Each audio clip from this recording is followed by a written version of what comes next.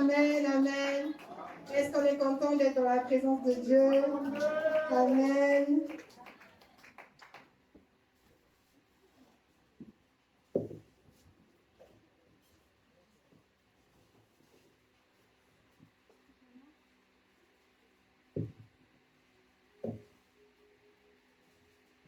Alors, ce matin, le Seigneur m'a donné le thème de l'enseignement d'aujourd'hui, qui sera une suite de ce qui a été appris hier. Pour ceux qui n'ont pas été là hier, je vais vous inviter à visionner sur YouTube une fois que ce sera mis l'enseignement d'hier. Et hier, nous avons parlé de ce que Dieu attend de nous. Nous avons parlé de servir dans le lieu très saint. Nous avons parlé de mourir à nous-mêmes. On a parlé de beaucoup de choses et aujourd'hui, le thème de l'enseignement, ce sera la mort à soi et l'importance d'une vie restaurée. La mort à soi et l'importance d'une vie restaurée.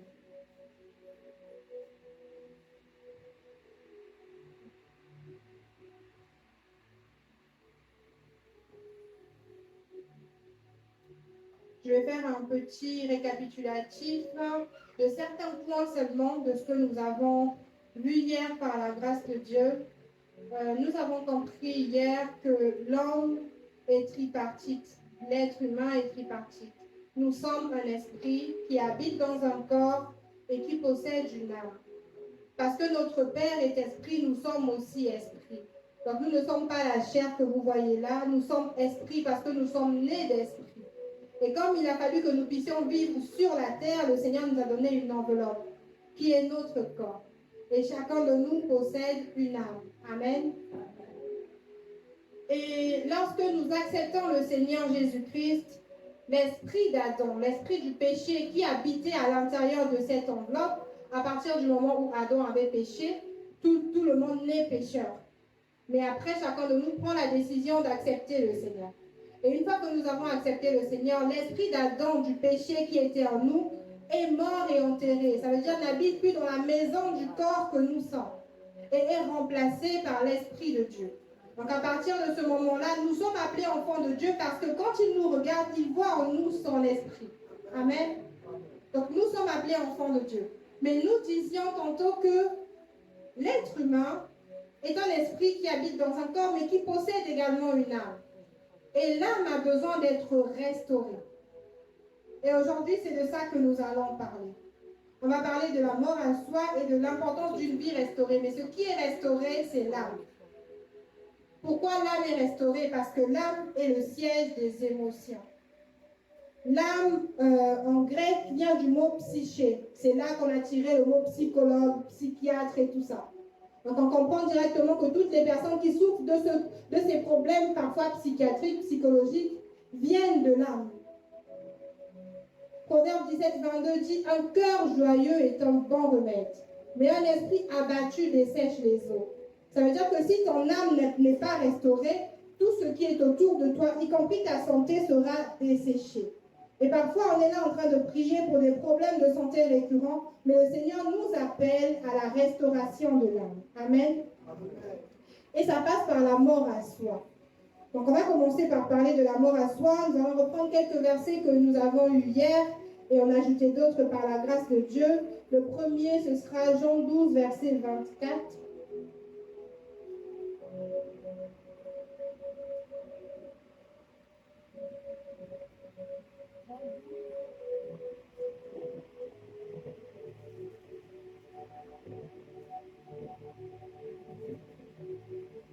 Jean 12, verset 24, je lis au nom de Jésus. Amen. En vérité, je vous dis, en vérité, je vous le dis, si le grain de blé qui est tombé en terre ne meurt, il restera seul, mais s'il meurt, il porte beaucoup de fruits. Amen. Amen.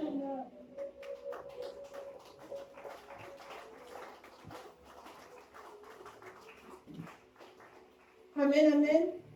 Donc le Seigneur nous dit dans sa parole que si le grain de blé qui est tombé en terre ne meurt, il reste seul. Mais s'il meurt, il porte beaucoup de fruits. Et lorsque nous parlons de la mort à soi, il ne s'agit pas là de la mort physique de nos corps. Non.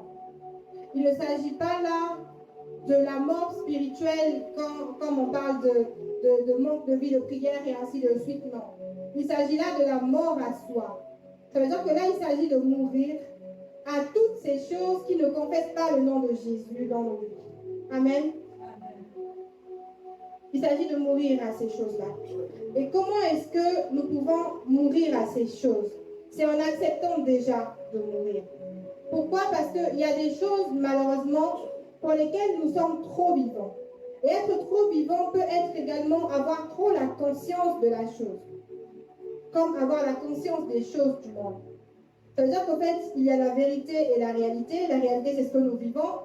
Et la vérité, c'est la parole de Dieu. Parce qu'il est la vérité.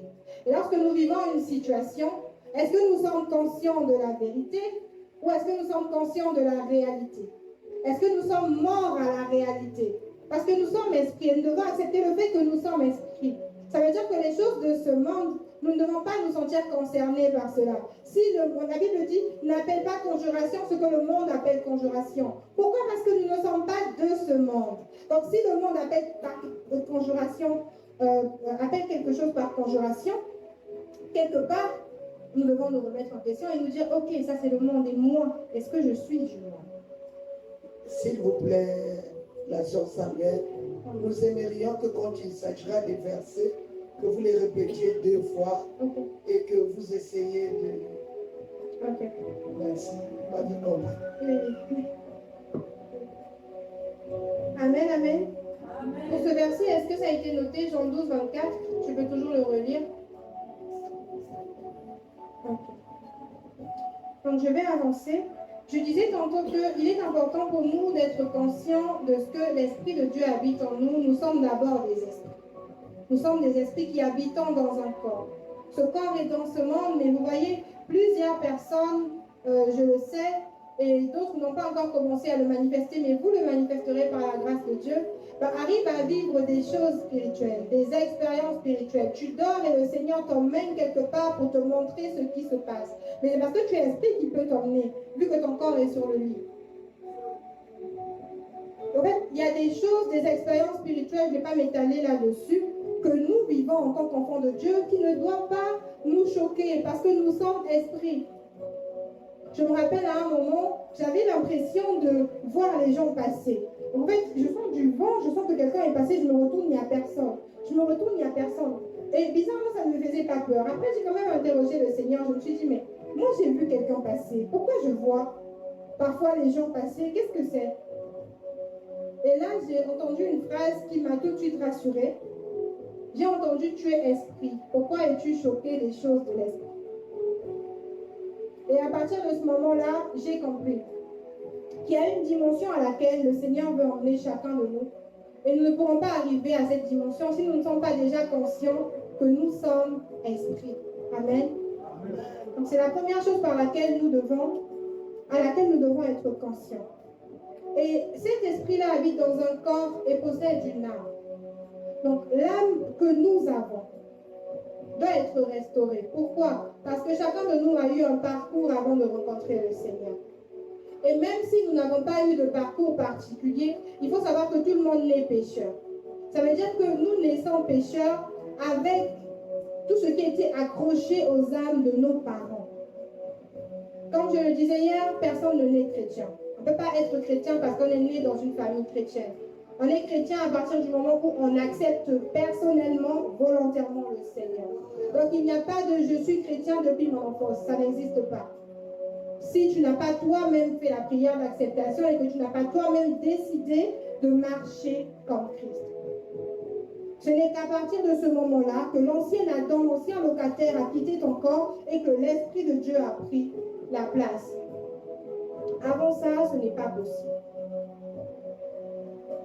Et donc, même si tu es encore petit, tu es encore petite, et que tu te dis, je ne sais pas quelle est la chose pour laquelle je dois prier, la chose pour laquelle mon âme a besoin d'être restaurée, sache que tu es déjà né d'Adam. tant que tu n'as pas accepté le Seigneur. Ça veut dire que tu es né avec une charge spirituelle, avec un document qui pèse sur toi. C'est quand tu acceptes le Seigneur qu'il efface l'acte dont les ordonnances te condamnent. Donc tu es né d'ores et déjà avec ce document-là. Et depuis le ventre de ta mère, tout ce que tu écoutais autour de toi sont enregistrés dans ton âme.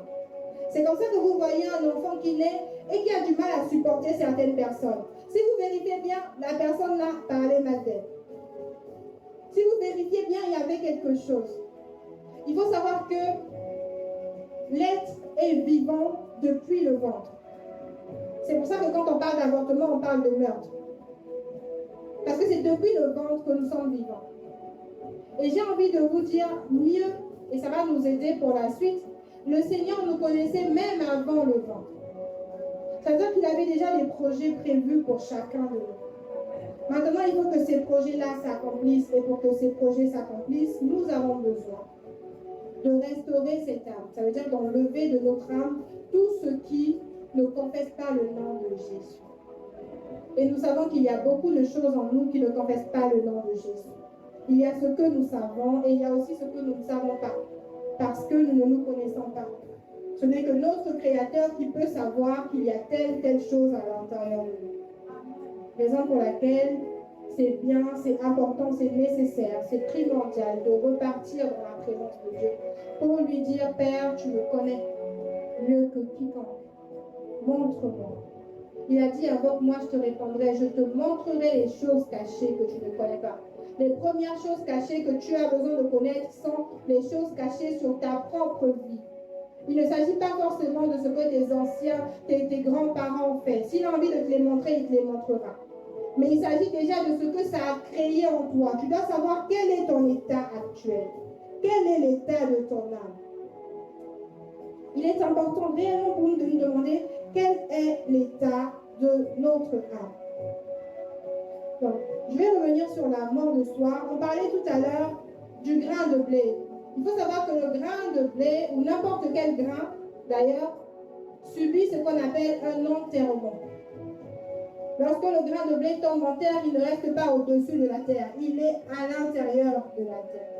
Pour qu'il puisse pousser, porter des fruits, il doit commencer par sortir les racines. Ça veut dire quoi? Que lorsque nous acceptons de mourir à nous-mêmes, lorsque nous acceptons de mourir à toutes ces choses qui ne confessent pas le nom de Jésus dans nos vies, à partir de ce moment-là, nous pouvons porter des racines, c'est-à-dire être enracinés en lui et ensuite grandir. Le Seigneur nous enracine en lui en nous restaurant, en faisant quitter de notre âme tout ce qui n'est pas de lui simplement. Alors qu'est-ce que nous faisons mourir? On va lire Colossiens 2, du verset 3 au verset 5. Colossiens 2, du verset 3 au verset 5. Pardon, excusez-moi.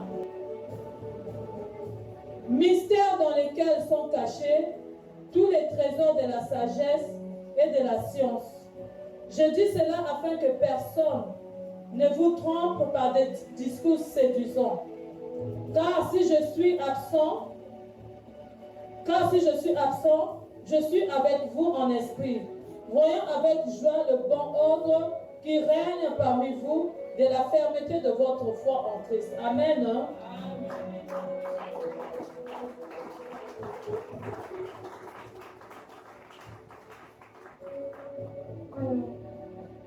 Comme il m'a été demandé, je vais vous le dire.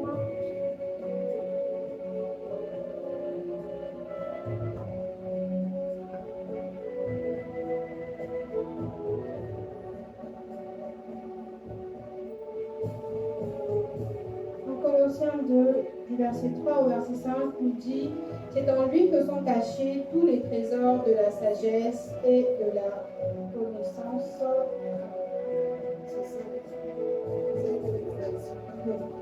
Je dis cela afin que personne ne vous trompe par des discours séduisants. Amen. En effet, même si je suis absent de corps, je suis avec vous en esprit. Et je vois avec joie le bon ordre qui règne parmi vous et la fermeté de votre foi en Christ. Amen. Nous allons enchérir avec Est-ce qu'on peut lire également Colossiens, toujours, chapitre 3, verset 5? Colossiens 3, verset 5. Je lis au nom de Jésus. Amen. Faites donc mourir les membres qui sont sur la terre, l'impudicité, l'impureté, les passions, les mauvais désirs et la cupidité, qui est une idolâtrie. Amen. Hein?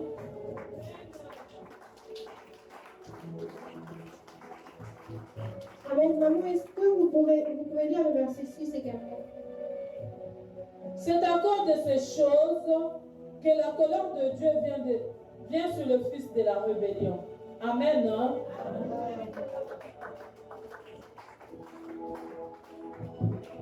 Amen, amen. C'est en effet le verset que je cherchais. Dans Colossiens 3, du verset 5 au verset 6, je vais relire. Donc, la parole de Dieu nous dit, faites donc mourir les membres qui sont sur la terre. L'impudicité, l'impureté, les passions, les mauvais désirs, la cupidité, qui est une idolâtrie. Et au verset 6, c'est à cause de ces choses que la colère de Dieu vient sur les fils de la rébellion. Amen. Amen.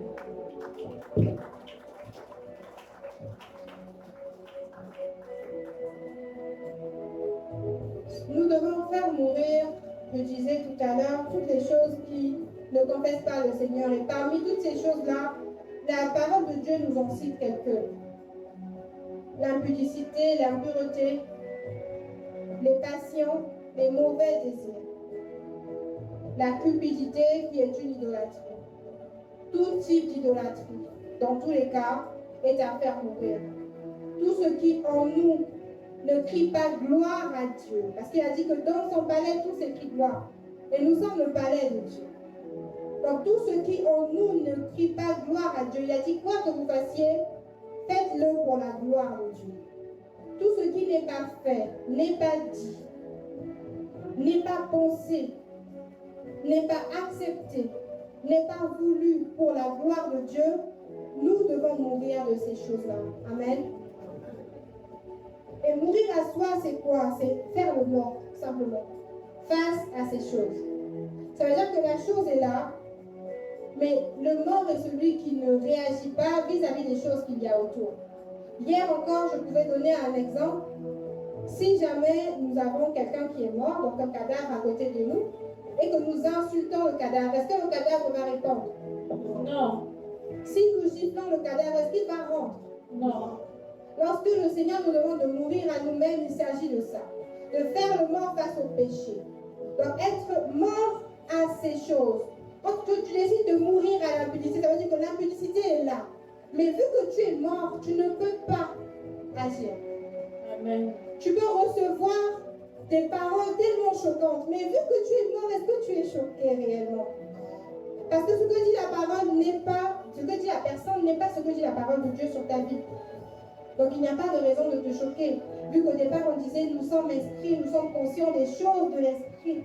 Ce que la parole de Dieu dit de toi n'est pas ce que X, Y, Z personne dit de toi. Alors pourquoi est-ce que si quelqu'un t'insulte, tu dois réagir?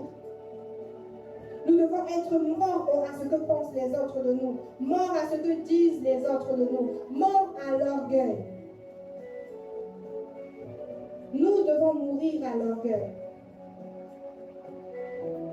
Être orgueilleux, l'orgueil se manifeste de tellement de façons et de façon tellement subtile. L'orgueil peut se manifester par la fausse humilité. Être trop humble, c'est être orgueilleux. Parce que la motivation derrière le trop d'humilité, c'est de l'orgueil. L'orgueil peut se manifester de manière à ce que on soit toujours solitaire. Oh, pourquoi non, moi les autres, j'ai du mal. Et parfois on a de bonnes raisons. Vous savez, l'ennemi a tendance à nous donner de bonnes raisons de faire X ou Y chose. On m'a fait trop de mal, on m'a fait trop de peine, donc je me mets de côté. Donc Jésus, on lui a fait de la peine, il était là. Tu es trop quelqu'un. C'est pour ça que tu dois te mettre de côté. C'est de l'orgueil. C'est de l'orgueil. Le Seigneur nous appelle aujourd'hui à mourir de l'orgueil. L'orgueil qui fait que moi, on ne peut pas me parler. On peut me dire ça, mais ça, je n'accepte pas qu'on le dise de moi. Jésus-Christ est venu en tant que Seigneur et Sauveur de l'univers. Mais on a tellement parlé de lui. On l'a fait passer pour qui il n'était pas. Vous le savez, c'est écrit dans la parole de Dieu. Et si lui, il a accepté ça, s'il a accepté jusqu'au cou, il a accepté des coups de fouet, on a craché sur lui, on a mis sur sa tête une couronne d'épines. Il y en a qui ont des réactions tellement orgueilleuses, mais on ne se rend même pas compte. Moi, ma tête, on ne touche pas, j'aime pas qu'on me touche ma tête. Si quelqu'un passe et que la personne essaie juste de faire « Ah, c'est joli !» Moi, on ne touche pas ma tête. C'est orgueilleux. Tu peux avoir du mal avec le fait qu'on touche ta tête. C'est pas ça le problème. Mais quelle est la motivation derrière? Quelle est la motivation derrière ce que nous faisons? Nous pouvons manifester l'orgueil même dans le service. C'est-à-dire que nous sommes les personnes les plus disposées, les plus disponibles. Mais derrière ça, il y a l'orgueil. L'orgueil de l'image. Quand on me regarde, on doit voir quelqu'un qui... Il ne faut pas que mon image puisse changer vis-à-vis des gens qui me regardent. C'est de l'orgueil. Et on est orgueilleux même dans la présence de Dieu. On est trop quelqu'un qu'on a du mal à danser dans la présence de Dieu. C'est de l'orgueil. David était roi. Mais David dansait. On est trop habillé pour se prosterner dans la présence de Dieu. C'est de l'orgueil. Mon habit va se salir. Et alors, tu as la vie éternelle. Et si ton habit se salissait, qu'est-ce qui se passerait? Et si les gens te regardaient avec l'habit sale, qu'est-ce qui se passerait en vrai? Qu'est-ce que tu perdrais en vrai? Mais est-ce que tu penses au Dieu qui a dit « Je serai là tous les jours jusqu'à la fin du monde » et qui t'a entendu penser comme ça? Oui, parce qu'avec lui, on n'a pas toujours besoin de parler. On peut se contenter de penser qu'il sait. Et avant même de penser, il sait ce qui est sur le point de sortir de nous. La mort à soi, c'est aussi la conscience de ce que nous marchons tous les jours avec un Dieu. À partir du moment où nous avons accepté le Seigneur, nous devons être conscients qu'il est là. Il avait dit « Je serai avec vous tous les jours jusqu'à la fin du monde, je n'ai pas un menteur ». Ça veut dire que lorsque je pense des choses que je ne dois pas penser, il est là. On a parlé ici de mourir aux convoitises, aux mauvais désirs. Là, il ne s'agit même pas de ce que les gens voient, il s'agit de ce qui se passe à l'intérieur. Tu désires quelque chose, oui, mais pourquoi? Pourquoi? Hier encore, je parlais de certaines prières qui n'ont pas de bonne motivation. Ce n'est pas la prière le problème, c'est la motivation derrière. Seigneur, tu as donné à un tel, donne-moi. C'est la jalousie parfois qui pousse les gens à faire ce genre de prière. Parce que tu te dis, je ne veux pas être jaloux, donc je préfère demander à Dieu. Mais au fait, tu demandes à Dieu par jalousie. Et Dieu voit cette jalousie. C'est la raison pour laquelle il ne t'exauce pas. Ça ne veut pas dire qu'il n'est pas capable de faire pour toi ce qu'il a fait à l'autre. Non, c'est une question de motivation. Ça ne veut pas dire que cette prière n'est pas la bonne. Non, c'est une question de motivation. Et lui, il voit ce qui se cache à l'intérieur. Et aujourd'hui, il nous demande de mourir. Il nous demande de mourir. Et mourir, c'est renoncer à soi-même. Renoncer à ses projets. Renoncer à ses programmes. Renoncer à sa direction. On va lire Matthieu 16. Du verset 24 au verset 25.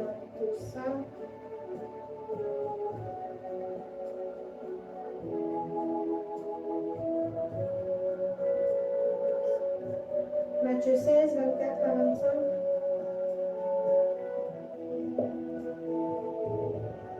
Matthieu 16, 24 à 25, je lis au nom de Jésus. Amen. Alors Jésus dit à ses disciples, si quelqu'un veut venir après moi, qu'il renonce à lui-même, qu'il se charge de sa croix et qu'il me suive. Car celui qui voudra sauver sa vie la perdra. Même celui qui la perdra à cause de moi la trouvera. Amen.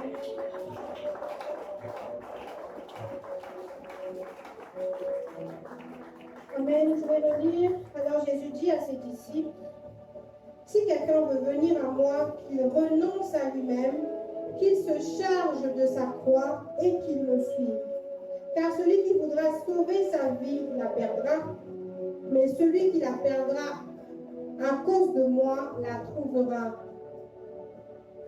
Une fois de plus, alors Jésus dit à ses disciples, si quelqu'un veut venir à moi, qu'il renonce à lui-même, qu'il se charge de sa croix et qu'il me suive. Car celui qui voudra sauver sa vie la perdra, mais celui qui la perdra à cause de moi la trouvera. Le Seigneur ici parle de quelque chose d'intéressant. Lorsqu'on dit à une personne d'accepter le Seigneur, on lui dit viens à Jésus. Et là, quelqu'un peut se demander, mais je suis déjà venu à Jésus. Pourquoi est-ce que là, il dit encore, si quelqu'un veut venir après moi, qu'il renonce à lui-même, alors que je suis déjà venu. Mais pourquoi le Seigneur le dit? Il le dit parce qu'il y a des étapes, et c'est la prochaine étape. Une fois que tu as accepté le Seigneur, tu es appelé enfant de Dieu, donc tu es appelé chrétien. La Bible dit que lorsque nous acceptons le Seigneur, les choses anciennes sont passées et toutes choses sont devenues nouvelles. Et la version originale même dit sont en train de devenir nouvelles. Ça veut dire quoi? Que les choses anciennes sont réellement passées, mais il y a une âme à restaurer. Il faut que tu deviennes le chrétien. En fait, en Christ, et c'est un point sur lequel vraiment nous devons nous concentrer. En Christ, lorsque Dieu établit quelqu'un pasteur, ça ne veut pas dire que la personne a fait ses preuves et est devenue pasteur. La personne va commencer à devenir pasteur à partir de ce moment-là. Donc en fait, nous sommes devenus enfants de Dieu à partir du moment où nous avons accepté le Seigneur. Nous devons être. C'est une vie. Être chrétien est une vie que nous devons vivre. Ça veut dire que là, on doit se demander, ok, être chrétien, c'est être comme Christ. Mais je suis d'accord qu'une fois que j'ai fait la prière d'acceptation, je ne suis pas tout de suite comme Christ dans tous les plans. Mon esprit est Christ, il n'y a aucun problème. Mais est-ce que le caractère qui sort de moi est Christ? Il y a encore des choses à arranger. Et je refuse d'être appelé chrétien sans être chrétien. Raison pour laquelle je vais faire volontairement ce travail de restauration. Pour que le Seigneur prenne le temps, par son esprit, de me restaurer, de me changer. Il a dit, vous tous qui le visage découvert, contemplez comme dans un miroir la gloire de Dieu. Nous tous, nous sommes transformés en la même image, de gloire en gloire, comme par le Seigneur l'Esprit. Ça veut dire que tant que nous décidons d'aller dans sa présence, pas dans la présence des humains, dans la présence de Dieu. Et hier, je parlais d'être présent dans la présence de Dieu. Ça veut dire que Dieu avait déjà dit qu'il serait là. Dieu est déjà là. Mais est-ce que toi, tu es là dans sa présence? Est-ce que toi, tu es là où le Seigneur t'attend? Est-ce que toi, tu es entré dans ta chambre? Est-ce que tu as fermé la porte? Ou est-ce que tu es venu avec tout ce qui te dérange? Est-ce que tu es venu avec tes désirs personnels et charnels? Est-ce que tu es venu avec toutes ces choses, ces envies? Est-ce que tu es venu avec tout ce que tu as entendu dehors pour venir les déposer au pied du Père? Ou est-ce que tu as fermé la porte pour dire à Dieu, je suis là. Il n'y a pas de relation à trois avec le Seigneur. C'est entre lui et toi. C'est entre lui et moi. Et tu ne peux pas venir avec les voisins. C'est la raison pour laquelle nous devons être présents dans la présence de Dieu. Et le Seigneur nous attend dans sa présence. Pourquoi? Parce qu'il y a une promesse. Il sait que si nous demeurons dans sa présence et que nous contemplons qui il est, nous serons transformés, donc nous serons comme lui. Ça veut dire que si tu entres dans la présence de Dieu et que tu contemples la sainteté de Dieu, et je parle de contempler sa sainteté et pas juste le répéter avec des mots, mais le contempler, la sainteté que tu contemples, c'est celle-là qui te change. Dieu fait de toi quelqu'un de saint. Tu l'es déjà dans l'esprit et il le fait dans ton âme. Amen. De manière à ce que sa sainteté soit visible au travers de toi. Lorsque tu contemples la vérité de Dieu, il fait de toi quelqu'un de vrai. Je ressens dans mon esprit que quelqu'un ici doit prier pour l'intégrité, Tu dois contempler à quel point le Seigneur est intègre. Parfois, on est là en train de chercher des solutions ici et là. Ah, je veux arrêter la masturbation, mais contemple la sainteté de Dieu et décide de mourir à ces choses. Un mort, peu importe les envies qui viennent, ces envies ne peuvent pas l'atteindre parce que la personne est morte à la masturbation. Et quelqu'un peut mourir à la publicité aujourd'hui. Quelqu'un peut mourir au désir charnel aujourd'hui. Il suffit simplement de disposer son cœur et d'accepter de mourir. Parce que la mort, cette mort-là, n'est pas imposée par Dieu. Elle est volontaire. Il y a plusieurs personnes, malheureusement, qui n'acceptent pas de mourir. Et je vais peut-être répondre à une question que plusieurs se posent. Vous savez, le Saint-Esprit a deux facettes. Il y a l'onction et le paraclet. Ce sont les deux facettes du Saint-Esprit. Le Saint-Esprit onction est celui qui vient sur toi, qui vient parler par toi, qui vient agir par toi, qui vient guérir les malades par toi. Avec plusieurs dons de guérison, de discernement des esprits, de prophétie, de tout ce que nous voulons. Ça, c'est le Saint-Esprit sur toi. Et je crois qu'il est sur moi actuellement. Et qu'il est sur chacun de nous maintenant. Ça, c'est le Saint-Esprit en tant qu'onction. C'est une facette du Saint-Esprit. Et la deuxième facette du Saint-Esprit, et d'ailleurs, avant de passer à autre chose, le Saint-Esprit onction peut venir sur n'importe qui. C'est pour ça que n'importe qui peut prophétiser.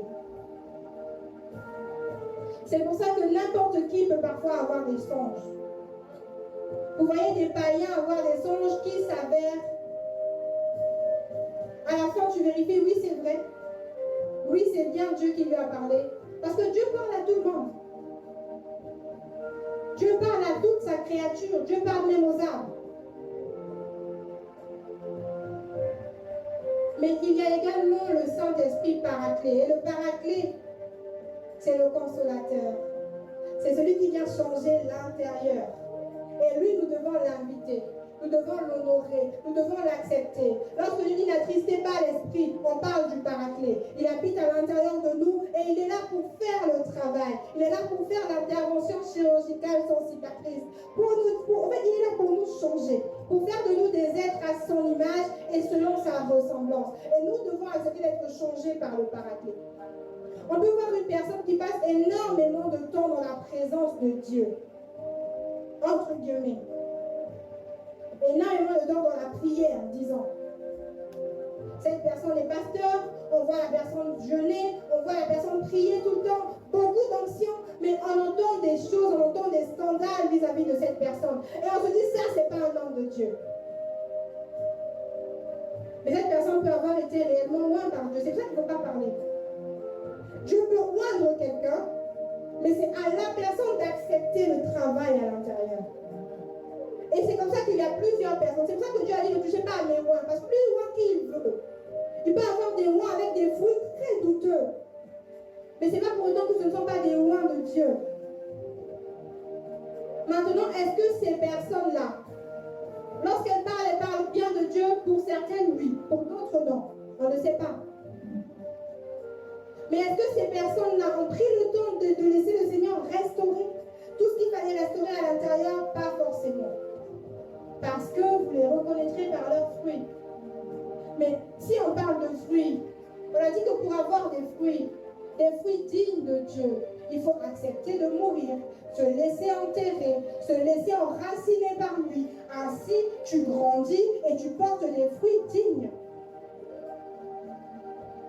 Donc il faut juste, c'est pour ça qu'on intercède pour les gens, au lieu de parler d'eux. Pourquoi? Parce que parfois le Seigneur est là, il a juste envie que quelqu'un se tienne à la brèche pour cette personne qui a été sujet de scandale.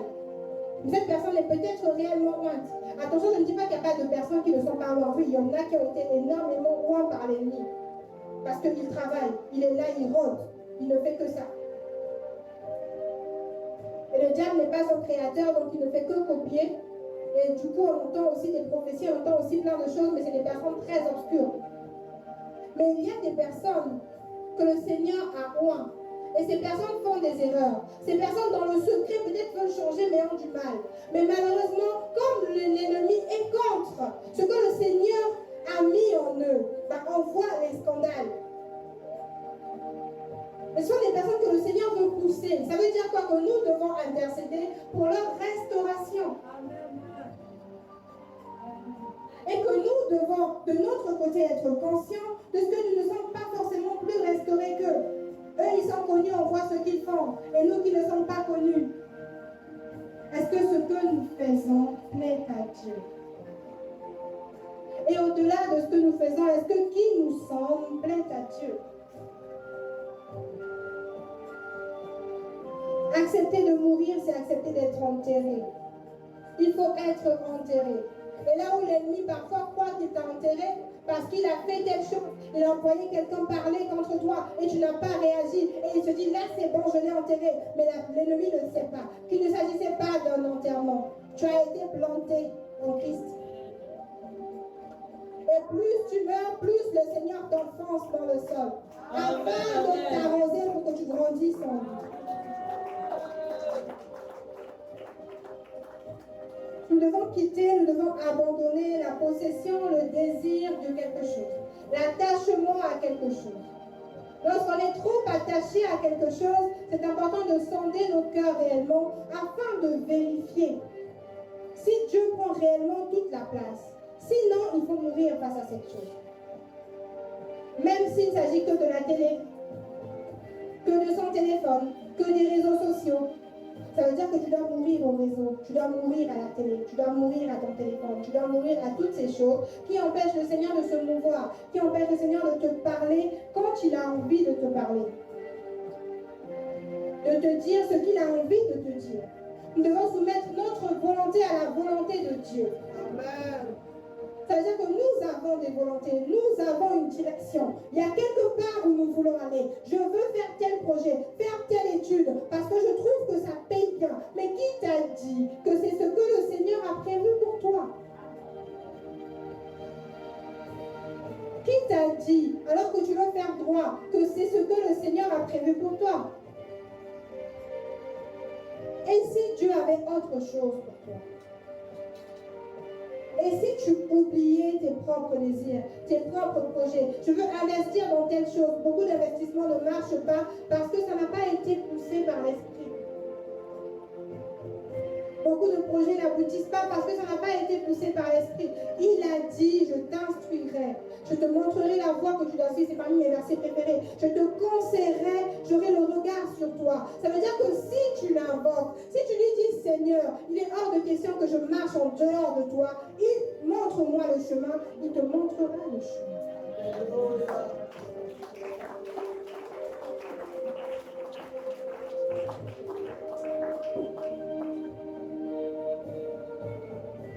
Nous avons besoin d'accepter de marcher par l'esprit. Et marcher par l'esprit, c'est oublier même ce que nous pensons être bien. Parce que depuis que l'homme a accès à la connaissance du bien et du mal, il y a un bien selon le monde. On considère que c'est bien. Alors que ce n'est pas bien à partir du moment où Dieu n'a pas dit que c'est bien. Je vais m'expliquer avec un exemple. Jésus-Christ aurait pu aller régler l'histoire de Lazare dès qu'il a entendu. Mais Jésus nous montre qu'il a marché par l'esprit. Lazare était son ami. Ils étaient proches, ils s'entendaient bien.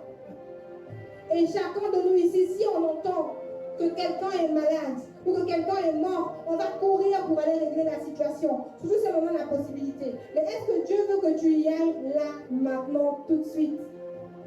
Pourtant, c'est bien. Pourtant, c'est bien. Mais ce n'est pas la volonté de Dieu. Et en le faisant, tu pêches. Jésus aurait pu aller guérir Lazare, mais il ne l'a pas fait. Mais vu que Dieu voulait se glorifier au travers de la mort de Lazare, il fallait que Lazare meure, que Lazare pourrisse, qu'il y ait de l'odeur. Et à ce moment-là, lorsque Jésus a entendu le goût de Dieu, il est parti pour ressusciter Lazare. Est-ce que nous sommes des Jésus, entre guillemets, qui allons avant le temps? Est-ce que nous sommes des Jésus, entre guillemets, qui marchons par la chair? Est-ce que nous sommes des Jésus, entre guillemets, qui marchons par nos propres pensées? Personne ici ne peut avoir plus de compassion que Dieu. Dieu a compassion de ses enfants. Et nous sommes là en train d'essayer de passer pour des personnes qui ont plus de compassion que Dieu. Mais Seigneur, regarde si je n'agis pas. Est-ce que tu es Dieu? Ça aussi, c'est de l'orgueil.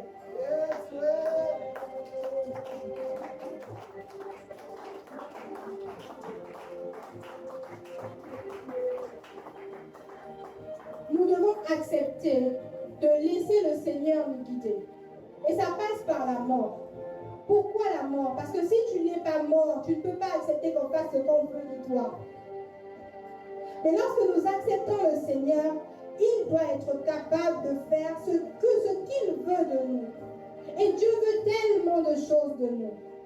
Plusieurs personnes ici se reconnaîtront. Et je sais que c'est le cas pour certains d'entre vous. Tu es souvent réveillé vers 2h, 3h, 4h du matin. Et après, tu dors. Parfois, tu te réveilles, tu prends ton téléphone, tu fais autre chose. Parfois, tu te réveilles, tu te dis, ah bon, tu n'as pas forcément envie de me soulager, mais je vais y aller quand même. Parce que je te dis qu'on se réveille forcément pour se soulager. Tu vas aux toilettes, tu reviens, tu dors. Alors que le Seigneur t'attend à ce moment-là. S'il te réveille à cette heure-là particulière, c'est parce qu'il t'attend dans sa présence.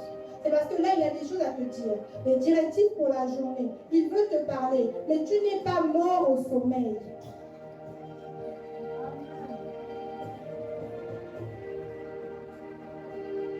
Le Seigneur veut nous emmener aujourd'hui dans une dimension où nous décidons de mourir à toutes ces choses. Les choses, même si elles sont bonnes, même si elles sont bien, tant qu'elles ne permettent pas au Seigneur de se mouvoir à l'intérieur de nous, de se mouvoir par nous, comme il a envie de se mouvoir, nous devons mourir, accepter de mourir à ces choses. Amen.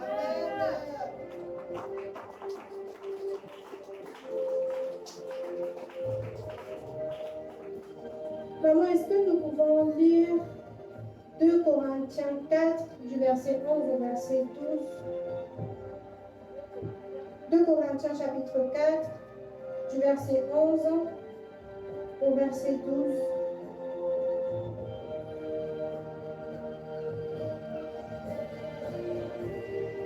Amen, bien-aimés.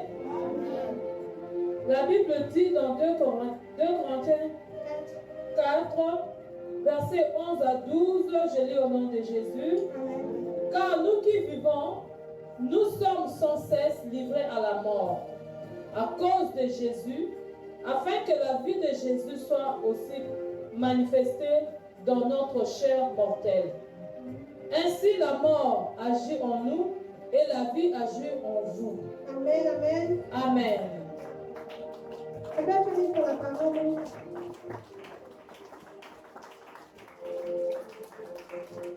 Avant de rester sur ce verset, je vais nous rappeler quelque chose que nous avons dit hier. Être soumis à Dieu, c'est être sous la mission de Dieu. La soumission, c'est être sous la mission. Et lorsque nous acceptons le Seigneur nous attend à une plus grande dimension. Il fait de nous ses enfants. Et comme vous savez, on ne partage pas tout avec ses enfants. Il n'y a aucun parent qui dit tout à ses enfants, c'est impossible. Et il fait de nous également ses serviteurs. Et ensuite, après, il dit que tu es devenu mon ami. Donc, on passe d'étape en étape, de dimension en dimension. Mais la suite, c'est quoi? C'est qu'il fait de nous son épouse. Et hier, on a parlé du parvis, du lieu saint et du lieu très saint. Et on a dit que pour quitter le parvis où il y a tout le monde et entrer dans le lieu saint où il y a la lumière de la présence de Dieu, il faut avoir ce qu'on appelle par l'obéissance. Parce que l'obéissance t'emmène à être ami de Jésus. Et pour quitter le lieu saint et aller dans le lieu très saint où il y a Dieu lui-même, où il te rencontrera, où il te parlera, il te faut la soumission. Pourquoi? Parce qu'il y a des secrets qu'on donne à ses amis et il y a des secrets qu'on ne peut donner qu'à son épouse. Amen. Et c'est cette soumission-là qui nous donne de devenir épouse de Christ. Et nous devons savoir que lorsque Jésus est reparti, nous chercher une place, c'est pour revenir chercher son épouse. Il ne va pas revenir chercher les chrétiens lambda. Ça veut dire qu'aujourd'hui, même si tu as accepté le Seigneur et que tu ne décides pas d'entrer dans la dimension de l'épouse, tu n'auras pas accompli ce que le Seigneur a prévu pour toi. Le but ne sera pas atteint. À la fin, il ne dira pas de toi, bon et fidèle serviteur, entre dans la joie de ton maître. Hier, on a appris aussi par la parole de Dieu que notre maître est notre époux. Ça veut dire qu'on se soumet en ayant conscience qu'il est notre maître, mais par amour. Parce que la soumission est quelque chose qu'on fait de manière volontaire. Je veux me mettre sous la mission de cette personne. Elle va là-bas et je décide d'aller là-bas. Et je décide de l'aider à aller là-bas. Amen.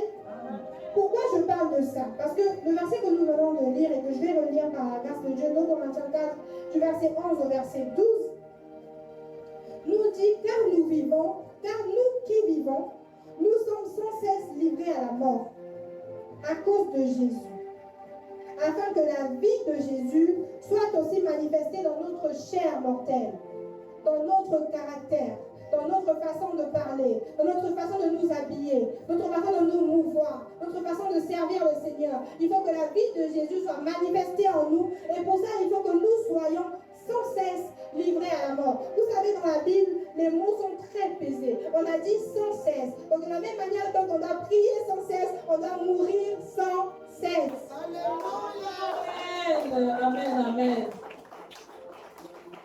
Et la suite, c'est quoi? La suite, c'est que ainsi, la mort agit en nous et la vie agit en vous. Mais pourquoi vous? Parce que nous sommes sous la mission. Et Jésus, avant de partir, il a dit allez et faites de toutes les nations des disciples. C'est pour ça que la mort doit agir en nous, pour que la vie de Dieu agisse dans ces personnes-là. La mort doit agir en nous, pour que la vie de Dieu agisse dans la vie de mon frère et de ma soeur. Lorsque quelqu'un a un problème, ce n'est pas normal qu'on aille chercher le pasteur alors que tu es là. Est-ce que l'Esprit de Dieu n'habite pas en toi? Est-ce que tu n'as pas la capacité toi aussi de reconforter la personne? Est-ce que de ta bouche peut ressortir une vie qui va vivifier et fortifier quelqu'un? Pour ça, il faut que tu acceptes de mourir. Parce que Dieu ne se meut pas dans les corps des personnes qui n'ont pas accepté de mourir. Tu dois mourir au rejet. Tu dois mourir à toutes ces choses qui te dépassent. Tu dois mourir à l'amertume. Oui, c'est vrai, le monde est méchant. Oui, c'est vrai, mais je suis esprit. Amen. L'Esprit de Dieu habite en moi. C'est pour ça que je préfère mourir de tout ce qui est autour. Laisser ces choses. Abandonner ces choses. Renoncer à moi-même. À mes convictions. Oui, mais chez nous, c'est comme ça. Hier encore, nous pouvions dire à chaque royaume des lois. Chez vous, c'est comme ça, oui. Mais aujourd'hui, en toi, il y a l'Esprit de Dieu. Ça veut dire que tu es soumis aux lois du royaume de Dieu. Mais quand tu dis chez vous, tu parles de qui? Tu parles de qui? Hier, on a pris l'exemple de la maison, on a pris l'exemple du résident. On a dit que, imaginons que nous soyons ici dans une parcelle, c'est une maison à louer. Nous sommes ici en tant que CCPS, c'est une maison à louer. Nous sommes entrés par la grâce de Dieu et imaginons que l'ancien locataire devait quelque chose à quelqu'un. Et que quelqu'un vient toquer à la porte pour dire oui, bonjour, je suis venu pour que vous puissiez me rembourser mes 2 millions.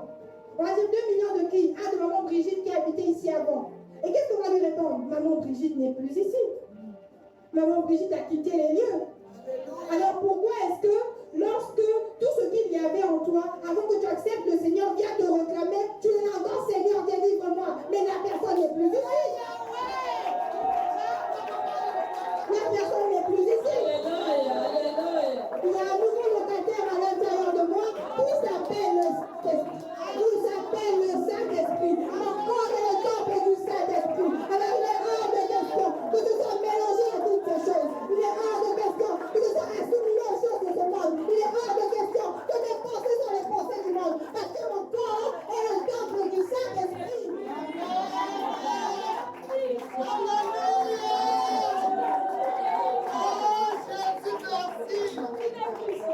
Merci Seigneur. Nous passons nos temps à connaître de ça. Nous ne sommes pas conscients de ce que la rédemption a fait dans nous. Il a effacé l'acte dans les ordonnances nous condamner et qui subsistait contre nous. Amen. Il nous a donné la capacité de mourir à nous-mêmes. Ça s'est passé à Gethsemane. Lorsque Jésus est parti, lorsqu'il était angoissé, lorsqu'il avait du mal à faire la volonté de Dieu, lorsqu'il soupirait, lorsqu'il pleurait, lorsqu'il avait de la sueur qui coulait, et la sueur coulée était tellement forte, l'angoisse était tellement forte, il a dit, je suis triste jusqu'à la mort. Et sa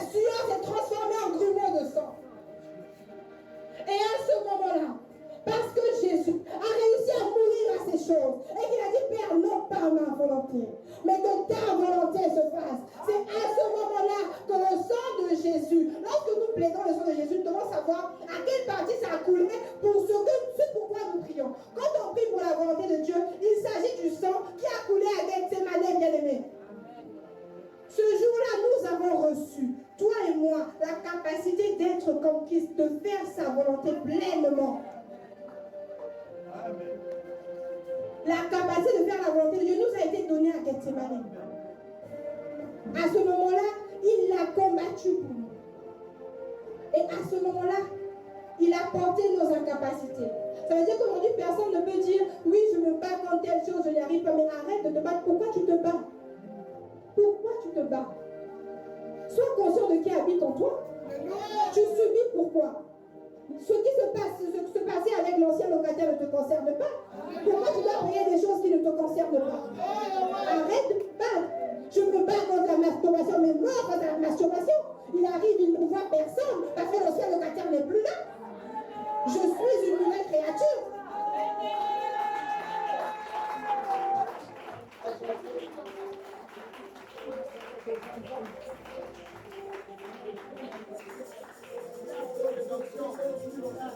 Nous devons mourir sans cesse. Paul disait, nous sommes sans cesse livrés à la mort. Pour que la vie de Jésus soit manifeste à l'intérieur de nous. Ainsi, la mort agit en nous et la vie agit en eux. Ça veut dire que tant que tu n'as pas accepté de mourir, la vie ne peut pas agir en d'autres personnes. Mais n'oublions pas que nous sommes censés être sous la mission. C'est-à-dire qu'il y a une vie qui doit sortir. Nous n'avons pas le choix. Si nous sommes chrétiens, être chrétien, c'est être comme Christ. Et Jésus est venu pour sauver le monde. Et comme nous pouvons le constater, tout le monde n'est pas encore sauvé. Ça veut dire que cette mission continue. Jésus reviendra et l'épouse de Christ a hâte de voir l'époux revenir. Mais pour que l'époux revienne, il faut que la mission soit accomplie. En fait, est-ce que nous sommes conscients que tant que tout le monde n'aura pas entendu parler, au moins entendu parler de Jésus, il ne reviendra pas. Là, il ne s'agit pas de tout le monde converti, non. Entendu parler, pourquoi? Parce qu'il avait dit que voici le chemin de la mort, voici la vie, je te dis, choisis la vie. Donc tout le monde doit au moins entendre. Et chacun fait son choix. Et il est venu pour ceux qui acceptent. Mais si jamais il y a encore des gens qui n'ont pas encore entendu parler de Dieu, il ne reviendra pas. C'est pour ça que nous devons, par notre vie, avant même de parler, par notre caractère, par qui nous sommes, refléter le Christ. Parce que là où il y a Christ, des foules affluent. Quand les gens te voient, ils vont avoir envie de te parler, de s'approcher de toi. Ah oui, cette personne a quelque chose. Effectivement, cette personne a Christ. Par notre caractère, nous devons refléter qui il est.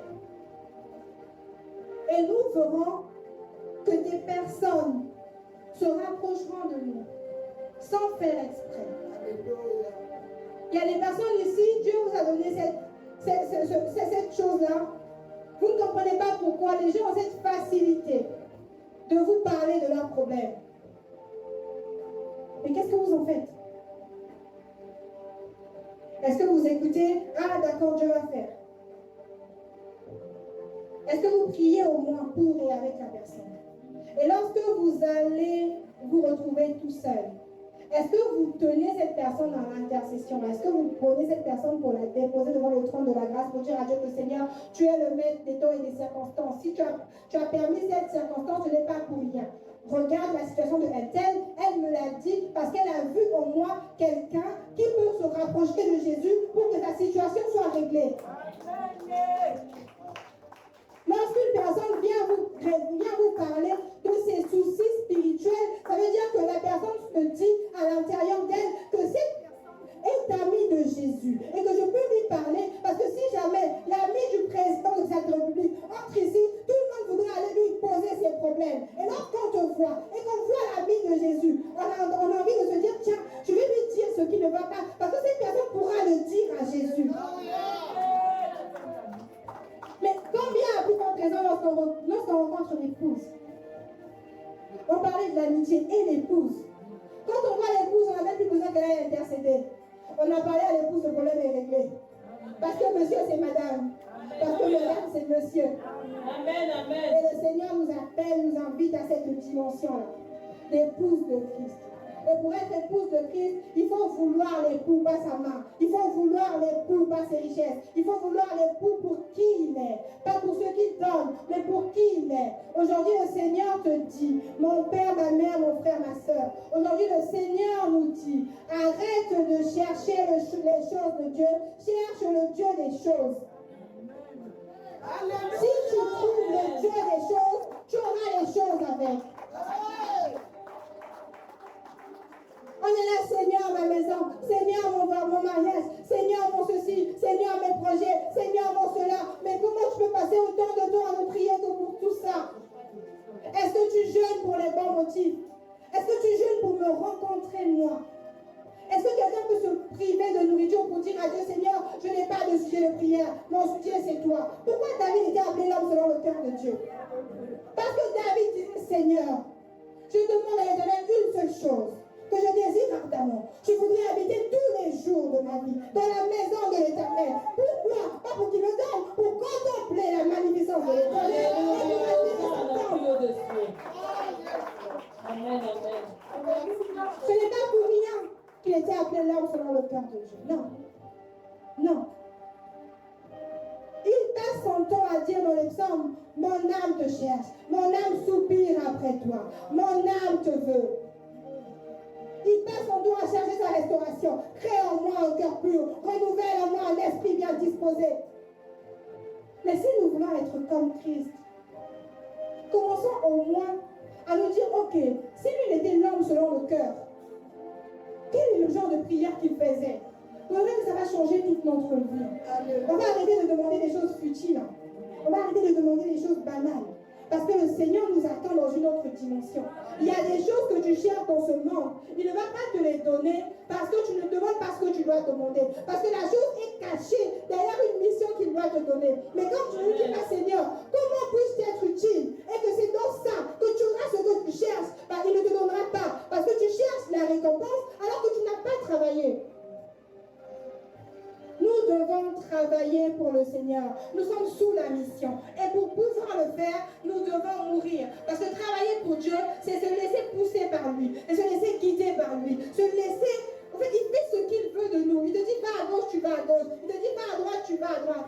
Il a vu Moïse. Moïse lui a dit, Seigneur, si tu ne vas pas avec moi, je n'irai nulle part. Mais pourquoi est-ce que nous ne sommes pas capables de dire à Dieu que Seigneur, ok, je dois aller là-bas. Mais si tu ne vas pas, si tu ne viens pas, il est hors de question que j'y aille.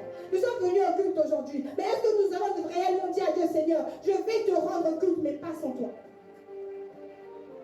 Je vais t'élever, mais pas sans toi. Nous avons des problèmes au travail. Mais est-ce que nous allons travailler? Est-ce que nous disons à Dieu, Seigneur, je vais travailler, mais pas sans toi? Si tu ne vas pas avec moi, je n'avance pas. Il faut que tu travailles au travers de moi. Parce que si je suis allée dans une boîte, dans un endroit précis, c'est parce que j'ai une mission là-bas. Et la mission, c'est laquelle? C'est de faire connaître Christ dans l'endroit dans lequel le Seigneur m'a envoyé. Et il doit être connu au travers de qui tu es. C'est pas Jésus-Christ et le Seigneur qui va les sauver. C'est pas accepte le Seigneur qui va les sauver. C'est pas tu iras en enfer. Il y a des gens qui n'ont pas peur de l'enfer. Ils savent pas ce que c'est vrai. Ils savent pas à quel point ça brûle, c'est vrai. Mais tu vas leur expliquer comment tu n'as jamais vécu ça. Ils vont te dire oui, mais tu as déjà brûlé? Non, ben moi non plus, donc on verra. Le monde va mal, on va tous finir. Voilà. Il y a des gens qui changeront parce qu'ils verront en toi le caractère de Christ. Amen. Et les nations, le monde attend avec un ardent désir la révélation des fils de Dieu. Et les fils de Dieu sont les fils qui ont le caractère de leur Père. Amen. Et le caractère de Dieu se manifeste dans la mort. Nous avons besoin de mourir. Et même pour être honorés par Dieu, nous avons besoin de mourir. Et j'ai envie de vous dire également aujourd'hui que la mort à soi est la clé pour libérer les promesses de Dieu dans nos vies.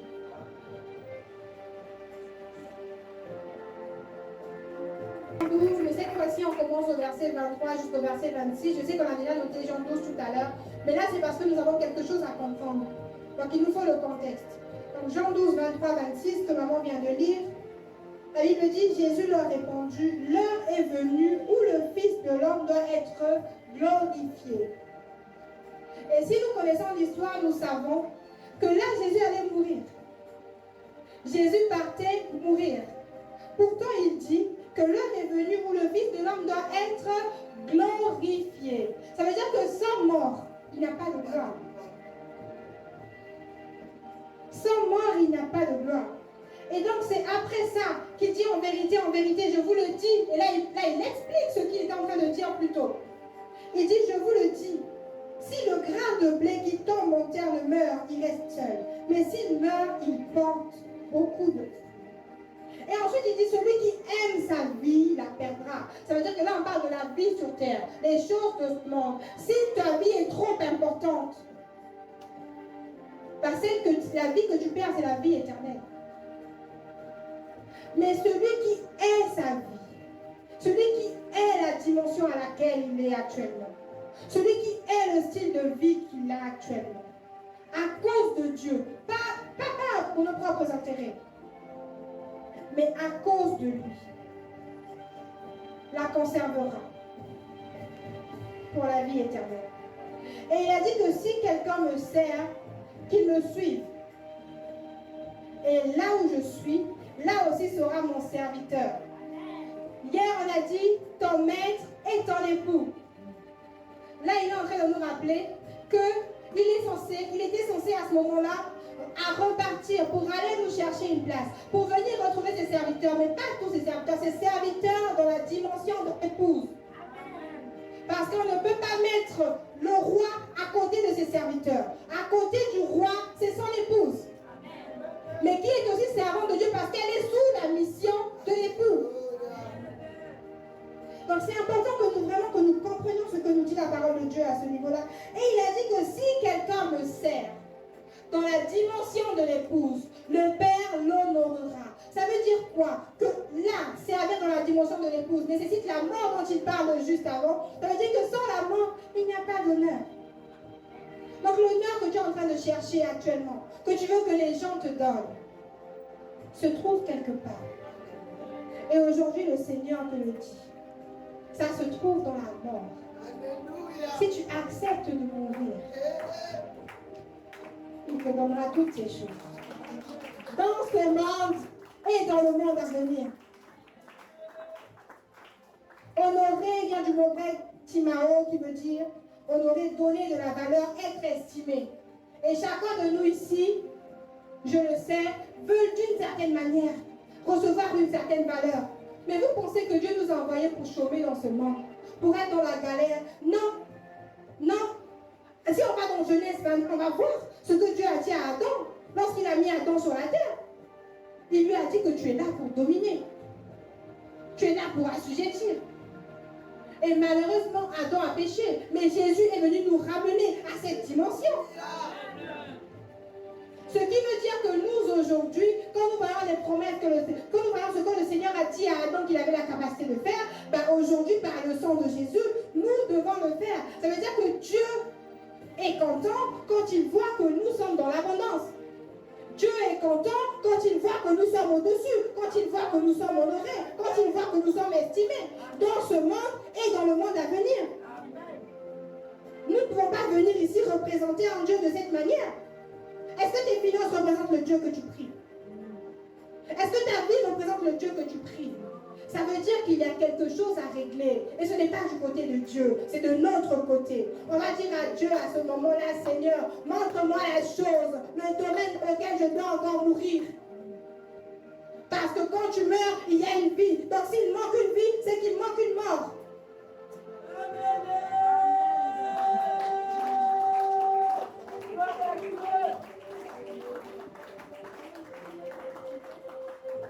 On va lire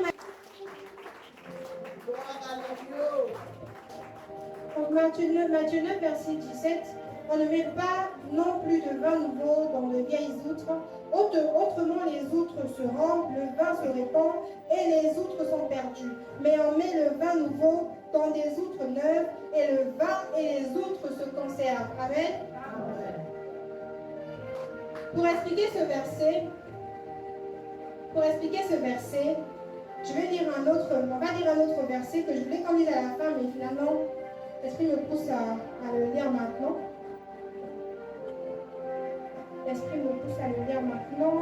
Donc c'est 3 3 Jean 1 au verset 2. 3 Jean 1, verset 2.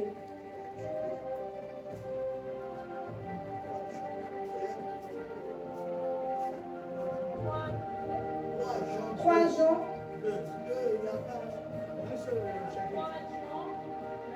3 Jean 1. 3 Jean 1. Oui, verset 2. Bien-aimé, je souhaite que tu prospères à tous égards. Sois en bonne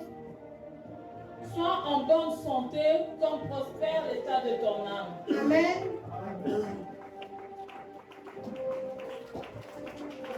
Amen, amen. Donc je vais relire les 2 versets et on va comprendre de quoi il s'agit.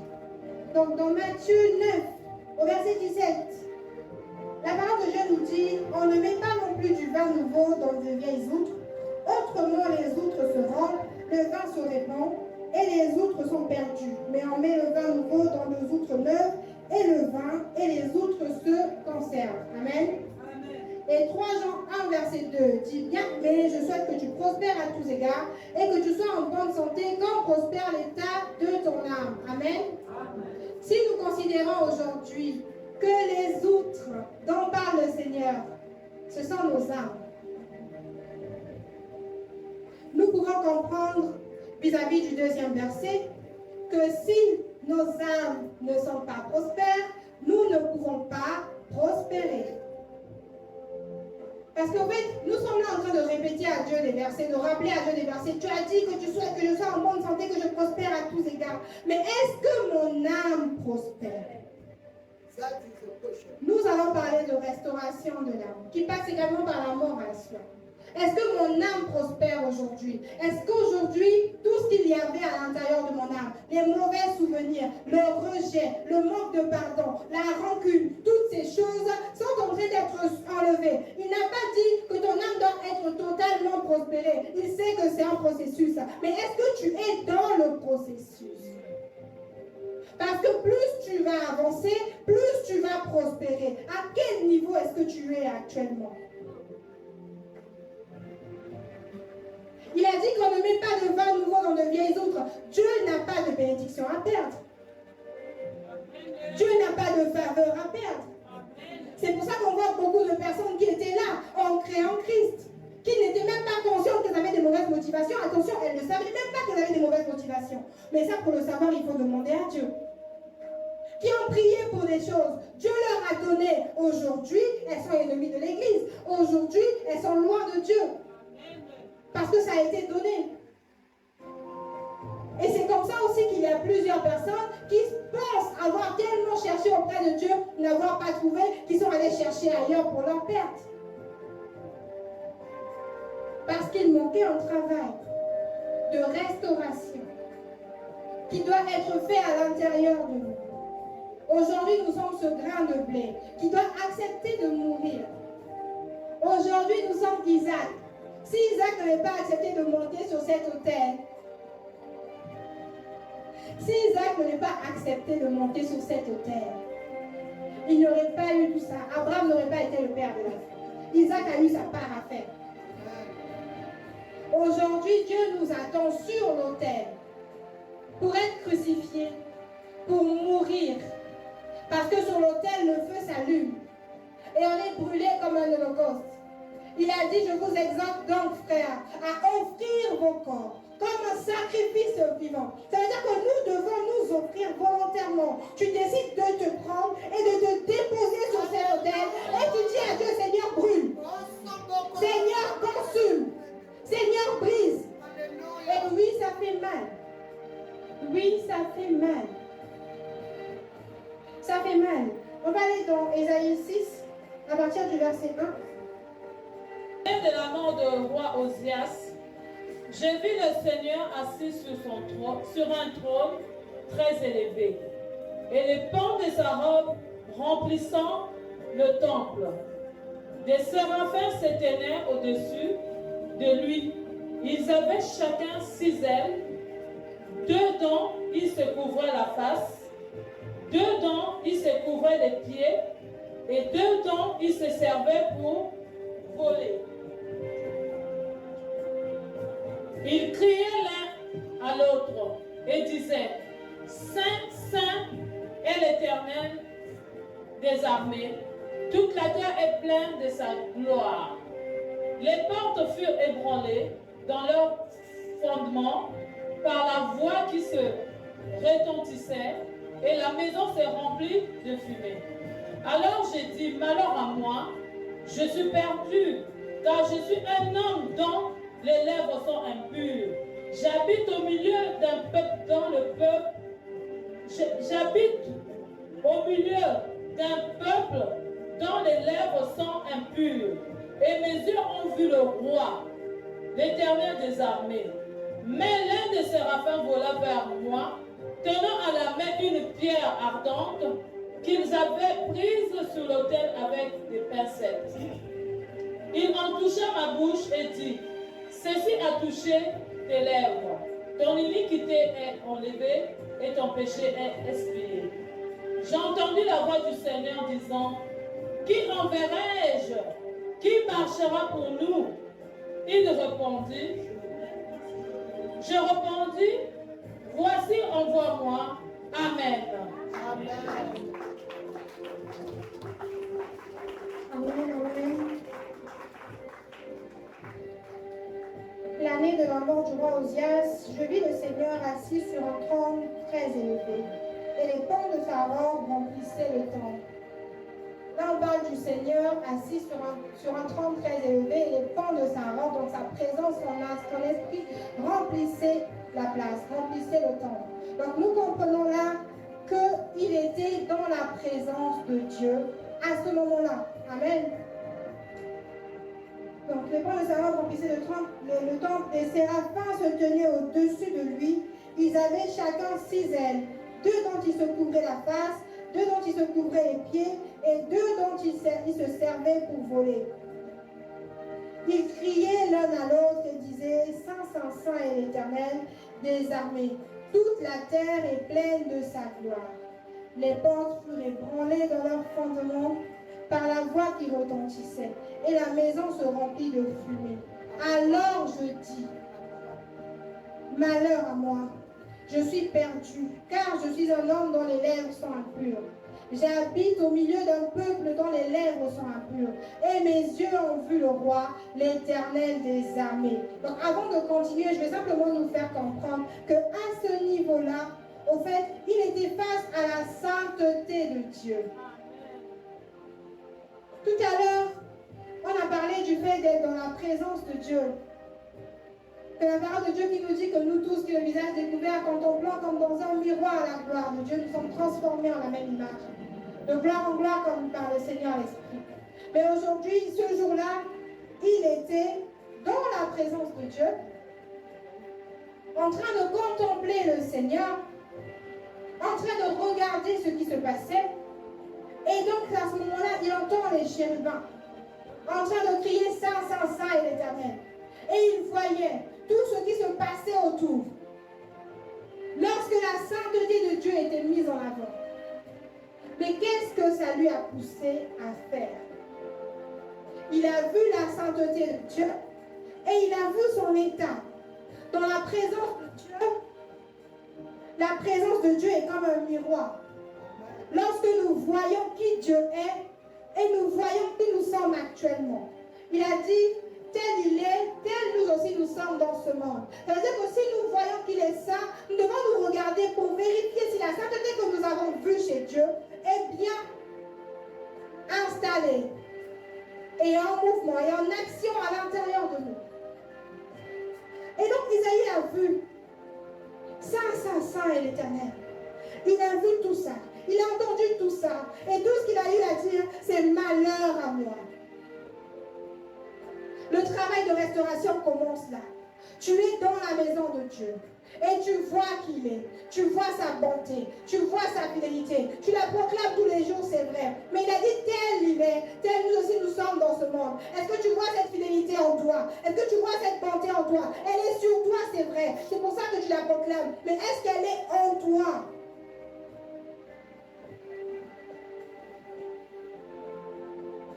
dit, je suis perdu. Perdu car il ne savait pas ce qu'il faisait à cet endroit-là. En étant un homme comme lui. Il se rend compte que vu l'état dans lequel je suis, je ne peux pas être là.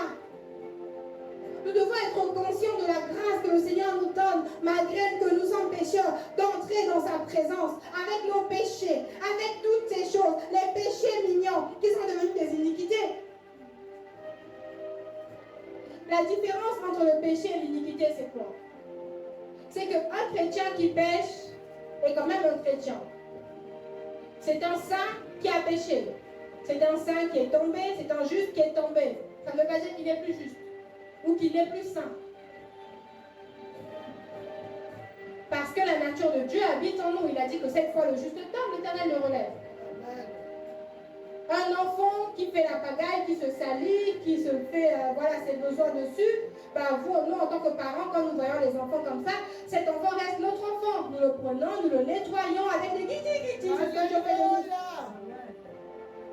C'est ce que Dieu fait de nous lorsqu'il nous voit. Nous pécher, nous perdre et tout ça. C'est pour ça que nous devons avoir compassion de ceux qui pêchent, parce que Dieu ne les regarde pas avec colère, parce que le sang a déjà coulé. Dieu les nettoie comme un enfant qui s'est sali.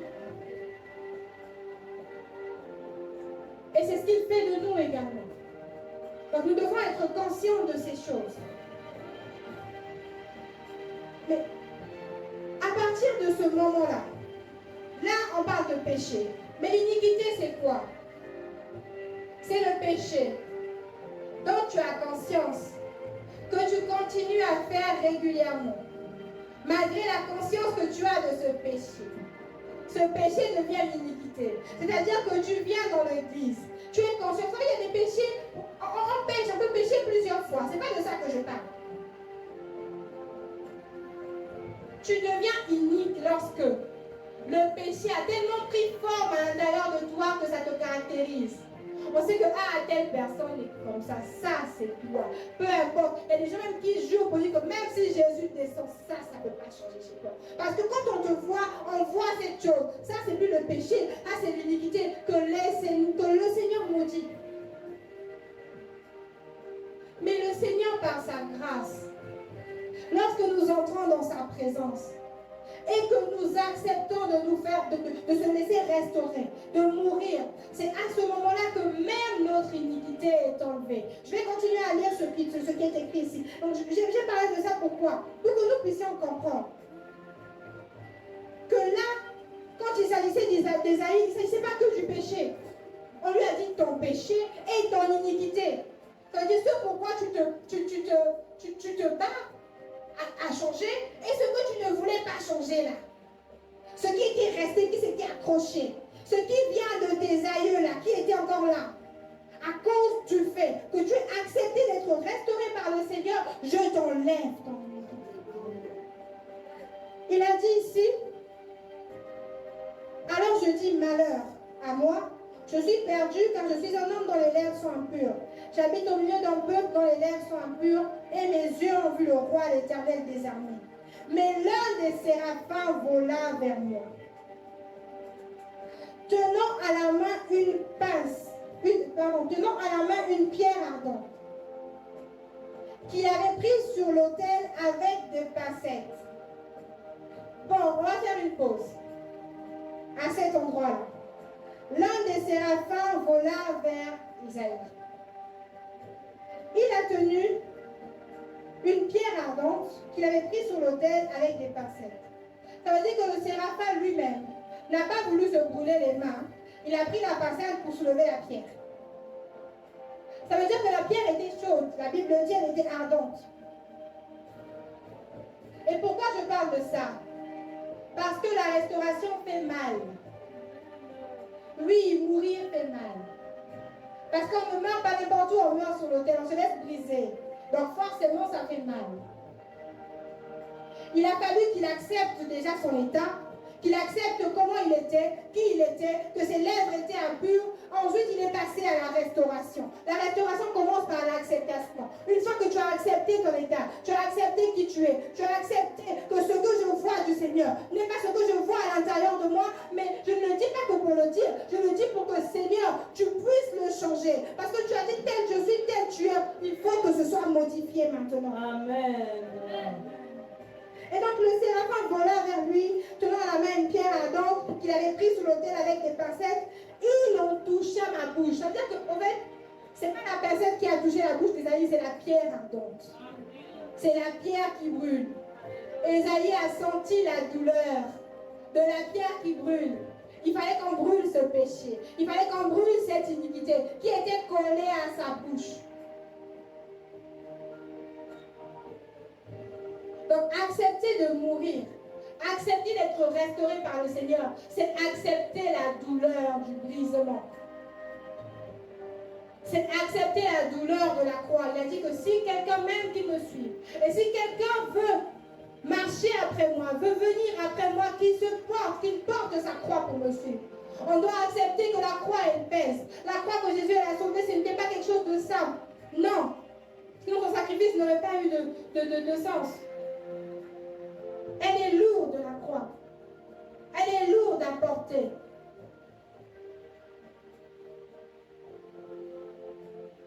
Mais il faut savoir que dans ce monde, nous avons un choix à faire. Souffrir ou souffrir. Souffrir un moment. Et un verset que le Seigneur me donne, je rends grâce à Dieu. Je vais le chercher, je ne l'avais pas pris.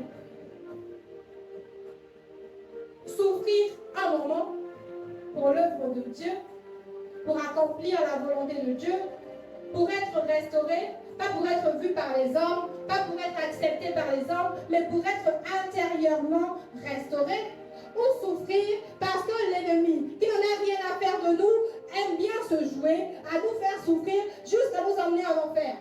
Parce que dans tous les cas, il n'y a que ça.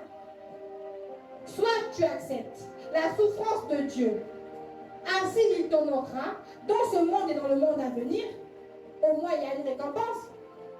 Parce que tu vivras son bonheur. Parce qu'il a dit, je prie tout par celui qui me fortifie. Ça veut dire que peu importe les souffrances autour, tu peux être heureux, tu peux être joyeux, tu peux être en paix. La souffrance qui est attachée à l'œuvre de Dieu, qui est attachée à la restauration, n'est pas accompagnée de peine, non. Elle est accompagnée de la paix de Dieu qui surpasse toute intelligence. Donc c'est soit qu'on accepte celle-là, soit qu'on accepte de souffrir tout court par l'ennemi qui est là pour égorger, voler, détruire, qui va égorger nos affaires, qui va égorger nos finances, qui va égorger toutes ces choses. Et nous avons un choix à faire. Lorsqu'on choisit la vie de Dieu, on choisit la mort de notre âme, la mort de l'ancien Adam, afin de pouvoir réellement laisser l'Esprit de Dieu qui habite en nous prendre la place et se mouvoir et vivre et se manifester à travers nous. Et lorsque le séraphin en touchait à la bouche d'Isaïe, il lui a dit, ceci a touché tes lèvres. Ton iniquité est enlevée et ton péché est expié. Ça veut dire qu'à ce moment-là, au moment où lui il a accepté, il y a une gloire derrière. Ça veut dire que la sainteté qu'il y avait, qu'il a vue là, dans la présence de Dieu, cette sainteté-là a commencé à le définir. Parce que son iniquité a été enlevée. Et ça se fait dans la restauration.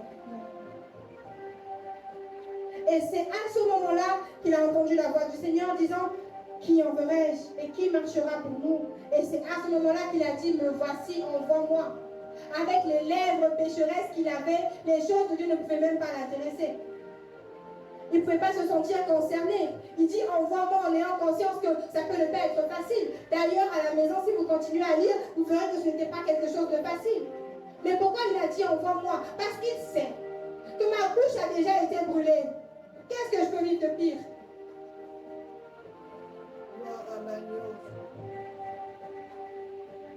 Le Seigneur nous attend dans la restauration.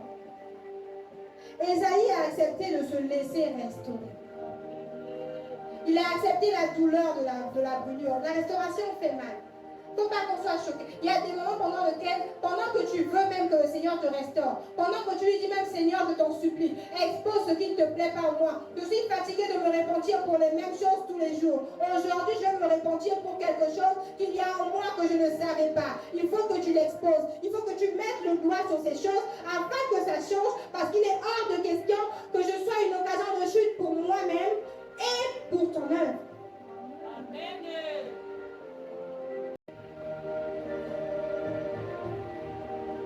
Nous allons lire 1 Pierre 4, du verset 1 au verset 2. En 4, du verset 1 à 2, donc je vais relire.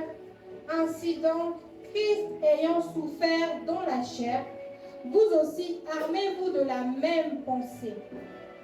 Car celui qui a souffert dans la chair en a fini avec le péché, afin de vivre, non plus selon les convoitises de l'homme dont on parlait au départ, mais selon la volonté de Dieu, pendant le temps qu'il lui reste à vivre dans la chair. Le Seigneur, une fois que nous l'acceptons, nous devons accepter le tout. Parce que lorsqu'on accepte un époux, on accepte également ses combats. On accepte également ses luttes. Ça veut dire que s'il est en train d'aller quelque part et que c'est chaud, ce sera chaud sur nous deux. Amen. Et alors que Christ a souffert dans la chair, nous devons, en tant qu'épouse de Christ, nous armer de la même pensée. Ça veut dire que pour nous, la souffrance est un sujet de joie. Ça ne veut pas dire que nous sommes sur cette terre pour souffrir. Non. Il y a un autre verset qui me vient, je vais le relire rapidement. Et même je regarde toute chose comme une perte à cause de l'excellence de la connaissance de Jésus-Christ, mon Seigneur, pour lequel j'ai renoncé à tout et je les regarde comme la boue, afin de gagner Christ. Nous avons déjà parlé de ça et je pense que le Seigneur nous a parlé par rapport à ça. Nous croyons que mourir à toutes ces choses et accepter d'être restauré, c'est aussi regarder ces choses que nous aimions, que nous affectionnons comme le péché, comme même les bonnes choses, mais au final qui ne sont pas dans la volonté de Dieu pour nous, comme la boue. Amen. Donc nous faisons ces choses, nous acceptons de nous restaurer, c'est afin de gagner Christ et d'être trouvé en lui, non avec notre justice, celle qui vient de la loi, mais avec celle qui s'obtient par la foi en Christ, la justice qui vient de Dieu par la foi. Amen. Et ça pourquoi? Afin de connaître Christ et la puissance de sa résurrection et la communion de ses souffrances en devenant conforme à lui dans sa mort. Ça veut dire qu'on ne peut pas accepter Christ, connaître Christ avec la puissance de sa résurrection sans pourtant communier à sa mort, sans pour autant communier à ses souffrances, pardon. Quand on accepte un époux, c'est pour le meilleur et pour le pire. Donc lorsque nous acceptons le Seigneur, on accepte également de connaître la puissance de sa résurrection. Oui, je suis délivré, oui, je suis libéré, oui, je suis ceci, mais on accepte également la communion de ses souffrances. Ça veut dire qu'il est hors de question que mon époux souffre seul. Il a souffert, je dois souffrir. Il est venu gagner des âmes, je dois gagner des âmes. Et pour ça, je dois passer par une restauration qui nécessite une certaine souffrance. La souffrance d'accepter de perdre des choses qui pour moi étaient importantes. Alléluia.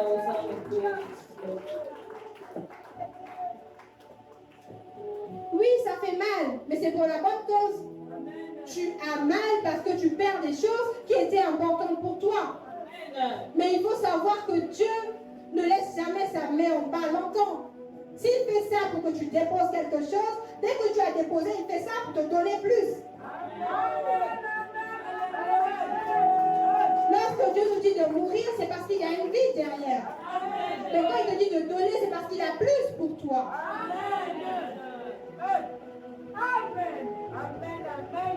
Il a dit que le Seigneur, après que nous ayons souffert un petit peu, c'est lui qui prendra le temps de nous restaurer et de nous rendre inébranlables.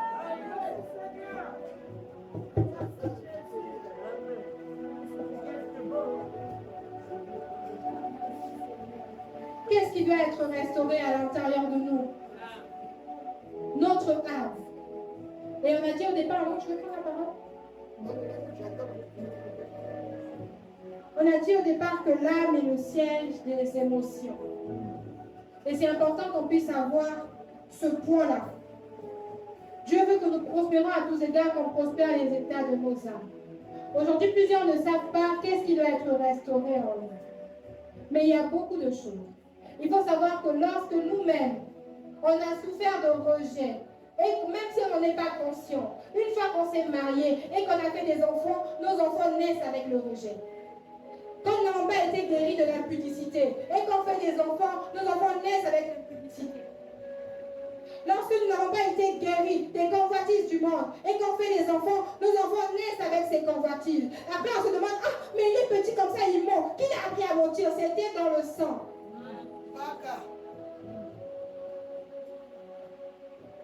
On voit un enfant, mais on ne comprend pas pourquoi il est comme ça. C'est pour ça qu'il est important. Et là, je parle aux plus jeunes. C'est pour ça qu'il est important de chercher sa restauration avant d'aller chercher les hommes, avant d'aller chercher les femmes.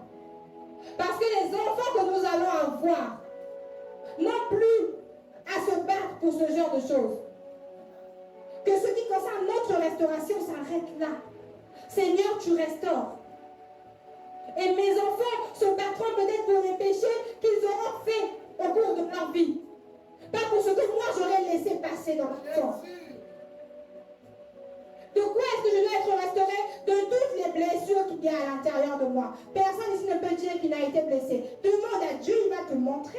Et quand on dit que la restauration, c'est souffrir parce que tu souffres, parce que les blessures que tu as tellement cachées, vu que tu ne les ressentais pas, quand tu dis à Dieu, Seigneur, soigne-moi, il prend ces blessures, il les ramène à la surface, il met la colle, ça fait mal, tu pleures. Mais c'est pour guérir. Amen.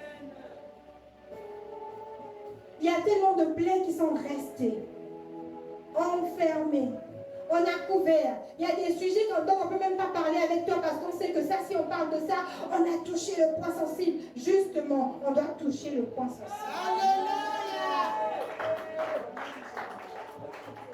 Nous avons besoin d'être restaurés. Sinon, nous devenons des scandales. Et la Bible dit que le scandale arrivera. Il est impossible qu'il n'y ait pas de scandale, mais malheur à celui par qui le scandale. Je vais terminer. Hier, je disais ici que Judas n'était pas quelqu'un de mauvais. Judas a servi avec Jésus. Judas était quelqu'un de bien. Jésus l'a choisi. Mais il n'était pas totalement restauré. Il a fallu un seul reproche au sujet de ce qu'il avait dit concernant le parfum. La Bible dit que par la suite, il est allé vendre Jésus pour 30 deniers. Ça veut dire qu'il avait en lui quelque chose qui n'était pas guéri. Il a fallu d'une phrase pour que ça ressorte. Et aujourd'hui, nous devons dire à Dieu, Seigneur, il est hors de question qu'un jour, qu'il y ait quelque chose en moi qui me condamne. Qu'un jour, il y ait quelque chose en moi. Non, c'est impossible. La Bible dit que le prince de ce monde est venu. Il n'y a rien de lui en moi. Il faut que, même quand l'ennemi rôde, il regarde, il ne trouve rien. C'est pour ces raisons-là que nous avons besoin d'être restaurés. Il y a des blessures, on est là, non, oui, moi j'ai été maltraitée quand j'étais enfant. Oui, moi j'ai pas eu de mère, j'ai pas eu de père, j'ai eu telle situation, j'ai été violée, mais ça va, je l'ai bien vécu. Ce n'est pas vrai. Dis au Seigneur de te restaurer.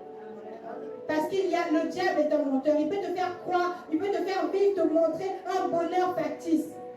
Mais on ne réalise pas, on ne se rend pas compte que la façon dont tu agis maintenant vis-à-vis des autres, ton comportement, ton caractère vient de quelque chose de plus profond qui doit être restauré. C'est la vérité. Donc on va prendre un temps de prière. On peut acclamer le Seigneur pour sa parole.